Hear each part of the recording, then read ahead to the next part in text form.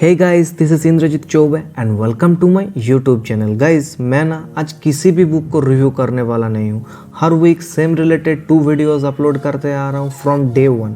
तो मुझे लगा ना कि आज एक बायोग्राफी रिव्यू करना चाहिए। मिला बहुत कुछ, बट मैंने डिसाइड की कि सर कॉलोनेल सैंडर्स की स्ट्रगल लाइफ जर्नी को शेयर किया जाए।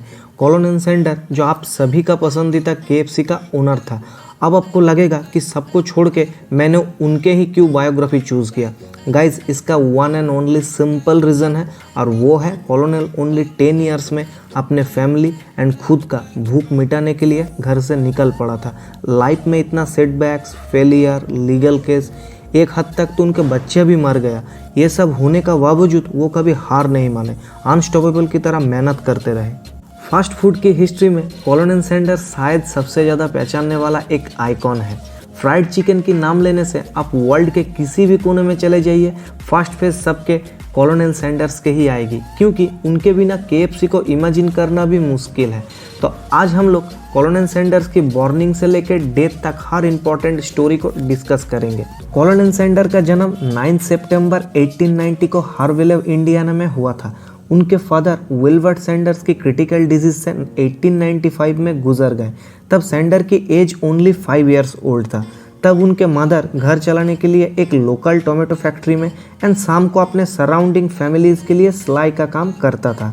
सैंडर्स जो तीनों भाई बहनों में सबसे बड़ा था, तो उन्हें अपने मदर की इतनी हार्ड वर्क उनसे सहा नहीं गया, तो उन्होंने अपने पढ़ाई को छोड़ के सिर्फ 10 साल की उम्र में एक लोकल फार्म में अपने वर्किंग लाइफ को स्टार्ट किया।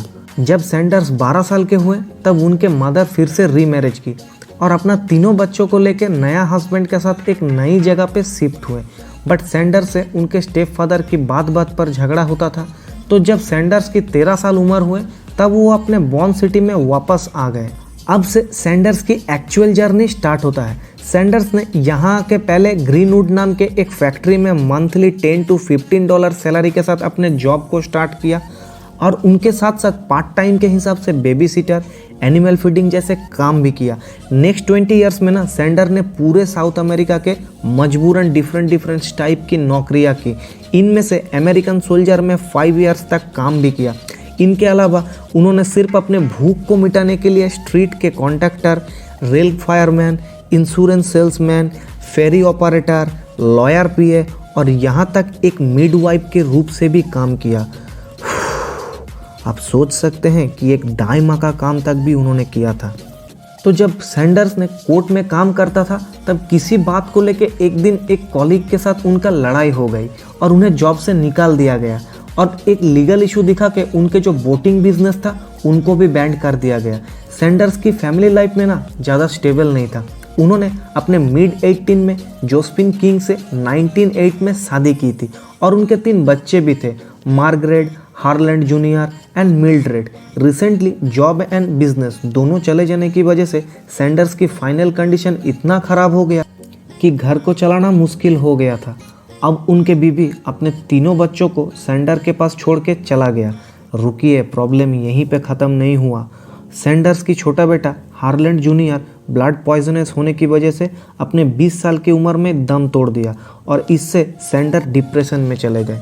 देन फाइनली सैंडर ने 1950 में क्लाउडिया लेगिंगटन नाम के एक लड़की से फिर से शादी की। अब कॉलोनेल सैंडर ने कॉर्बिन, केंटकी में एक गैस स्टेशन में काम करने के लिए निकल पड़ा, सिर्फ अपने पेट को भरने के लिए। स्टेशन में उन्होंने एज ए पार्ट टाइमर थके हुए ट्रैवलर्स के लिए फूड बनाना एंड सेलिंग करना भी शुरू कर दिया। उनके फूड में मेनली पैन फ्राइड चिकन, हाम, steering beans, Wendy, hot fried biscuit भी था, जो उन्हें एक प्रोफेशनल शेफ की तरह रिप्रेजेंट करता था। ये काम ज़्यादा ग्लैमरस नहीं था, लेकिन इसने सैंडर्स की वो एक ऐसी चीज़ दी जो उन्हें अपने लाइफ में कभी ना मिली, और वो है हैप्पीनेस एंड सक्सेस। सैंडर्स के लिए ये एक नॉर्मल लेकिन सेटिस्फेक्शन लाइफ था।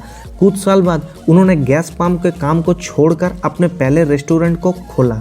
मैं ना गाइस आपको हर वीडियो में बार बार कहता हूँ कि अपने पैशन में जिए, इससे आपका लर्निंग, अर्निंग, हैप्पीनेस सब कुछ मिलेगा, क्योंकि आपका जन्म सिर्फ इसी काम के लिए हुआ है। अब सैंडर्स ने एक चिकन की परफेक्ट रेसिपी खोजना स्टार्ट कर दिया, जिसे आज हम सब KFC और केंटकी फ्राइड चिकन के नाम से भी जानते हैं। देन उन्हें फर्स्ट सक्सेस तो तब मिला जब प्रेशर कुकर से चिकन की रेसिपी बनाया। लेस टाइम पे बहुत ही टेस्टी एंड हेल्दी डिशेस के लिए एक परफेक्ट मेथड था और कुछ टाइम के लिए ना उनके रेस्टोरेंट बहुत फेमस हो गया था। बट उनके लाइफ में ना एक और बड़ी चैलेंजेस वेट कर रहा था। सैंडर्स का अपना रेस्टोरेंट हाईवे के पास था और इसकी वजह से रेस्टोरेंट में बहुत भीड़ होता था। बट भगवान ने फिर से एक बार सैंडर्स की पेशेंस की परीक्षा ली। लोकल गवर्नमेंट से उन्हें एक नोटिस मिला कि हाईवे को वाइड होने का प्लान अप्रूवल हो गया, तो उन्हें अपने रेस्टोरेंट को हटा के अलग लोकेशन में शिफ्ट करना होगा। तो सैंडर को ना अच्छे से समझ में आ गया कि इतना अंदर रेस्टोरेंट चलने वाला है नहीं, तो उन्होंने रेस्टोरेंट को सेल कर दिया। और ये था उनके लाइफ के सबसे बड़ा टर्निंग पॉइंट और उनके लाइफ का बेस्ट डिसीजन भी। सैंडर्स ने कॉन्फिडेंस के साथ अपने रेस्टोरेंट को बंद कर डाला। देन उन्होंने सोचा कि एक चिकन रेसिपी की फ्रेंचाइजी खोलना चाहिए और इसी वजह से सैंडर्स ने यूएसए में हर रेस्टोरेंट में जाके चिकन की एक रेसिपी को शेयर करना स्टार्ट कर दी और बदले में हर चिकन के लिए उन्हें 4 सेंट मिलता था।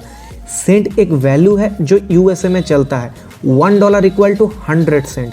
सैंडर्स की ये first franchisee Salt Lake City के रहने वाले उनके क्लोज फ्रेंड पीटर हामनमन ने अपने बिजनेस में अप्लाई करके लोगों को सर्व किया, तो उन्हें ना पहले से बहुत ज़्यादा प्रॉफिट हुआ। सैंडर्स इसी तरह वर्ल्ड के हर कंट्री में घूमते हुए एक सूटेबल रेस्टोरेंट को पहले ढूंढता था। अगर उसे रेस्टोरेंट मिल जाता तो वो उनके ओनर को कन्विंस करके उनके एम्प्लॉयज़ को चिकन रेसिपी के लिए ट्रेंड करता था। वैसे ही करते करते 1965 तक उन्होंने near about 600 franchises outlet and $1 million की एक कंपनी को बिल्ड कर दिया। और सबसे चौंकाने देने वाली बात यह है कि केंटकी फ्राइड चिकन फ्रेंचाइज की कोई एग्जैक्ट लोकेशन था ही नहीं, ओनली रेसिपी था जो हर रेस्टोरेंट में यूज़ हो रहा था। सैंडर्स ने हमेशा KFC को अपने चाइल्ड के जैसे टेक केयर किया, बट 1965 में अपने 74 ईयर्स ओल्ड में उन्होंने अपने मजबूरन फ्रेंचाइजीज को सेल करने का डिसीजन लेना पड़ा। पहले सैंडर्स ने एकदम राजी नहीं था, बट उनके फैमिली मेम्बर उन्हें बहुत समझाया। देन उन्हें भी लगा कि लाइफ के एक पॉइंट में ना आके रिटायरमेंट लेना चाहिए, तो उन्होंने 1965 में मिस्टर ब्राउन एंड मेसी को $2 मिलियन पे कंपनी सेल कर दी and $40,000 per year as a dividend holder भी साइन हुआ। मिस्टर ब्राउन बहुत सारा इंटरव्यू में आके सिर्फ एक ही बात बोले कि मैं आज भी बिलीव करता हूँ सैंडर्स की फेस KFC के सबसे बड़ा एसेट है। बट 1967 में मिस्टर ब्राउन KFC को फिर से सेल कर दिया हैवलिन इंक को। देन कंपनी के हेडक्वार्टर टेनेसी में शिफ्ट हो गए, लेकिन वो भी सेम लेवल का टेस्ट एंड कस्टमर सेटिस्फेक्शन को भी मेंटेन कर ही नहीं पा रहा था। देन फिर से फ्रेंचाइजी ने कॉलोनेल सैंडर्स को as a senior adviser invite किया एंड सैंडर्स ने 1975 तक KFC में काम किया। देन 1980 में 16 दिसंबर ल्यूकेमिया होने की वजह से अपने 90 ईयर्स ओल्ड में कॉलोनेल सैंडर्स हम सबको ना छोड़ के चले गए। अगर आप उनके लाइफ जर्नी को रिमेंबर करेंगे तो आपको एक चीज़ क्लियर दिखेगा, उनके लाइफ में ना हर दिन हर सेकंड प्रॉब्लम था, बट उनके पास नेवर गिव अप वाला एटीट्यूड था। इतना ढीठ कौन बन सकता है भाई। पहले 10 ईयर्स के ओल्ड में अपने घर के लिए काम पे निकल गया, देन 13 ईयर्स के ओल्ड में अपने घर छोड़ के अपने सपने को पूरा करने के लिए निकल गया। देन लाइफ में 72 से भी ज़्यादा टाइम रिजेक्शन मिला। देन कोर्ट के लीगल इशू के चक्कर में जॉब भी गया और अपना बोटिंग बिजनेस भी चला गया। देन बीबी छोड़ के चली गई। देन अपने 20 साल का बेटा को खो डाला। फिर अपना रनिंग रेस्टोरेंट को बंद करना पड़ा। देन प्लेटफॉर्म में खाना बेचना स्टार्ट किया और लास्ट में अपने फ्रेंचाइजी को बिल्ड करने के लिए कंट्री टू कंट्री ट्रेवल किया। रात को प्लेटफॉर्म, रेल स्टेशन जहाँ पे मिला वहीं पे सो गया। उनके लाइफ में ना गाइस कभी स्टेबिलिटी था ही नहीं। एक इंसान कितना तड़पा, कितना जला, फिर भी उनके तकदीर ने ना उनके सपने एंड जीत को कभी हरा नहीं पाया। गाइस लाइफ में ना कुछ भी फ्री में एंड इजीली आपको मिलेगा ही नहीं। हम सब बहुत लकी है कि हमारे साथ बचपन में एटलीस्ट ये सब नहीं हुआ। तो गाइस लाइफ में ना सेटबैक्स, फेलियर, ब्रेकअप ये सब आएगा, लेकिन इससे भागना नहीं है, हमें डट कर फेस करना होगा। क्योंकि अगर आप डर के भाग गए ना तो आपको वो चीज़ें फिर से मिलेगा, ये हटने वाला नहीं है। आप जितना दिन जिएंगे आपको ये सब को फेस करना ही पड़ेगा।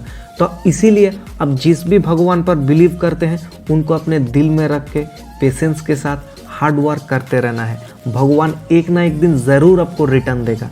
तो वीडियो अच्छी लगी तो लाइक एंड शेयर तो ज़रूर करना है। तो मिलते हैं अगले हफ्ते, तब तक के लिए बाय बाय।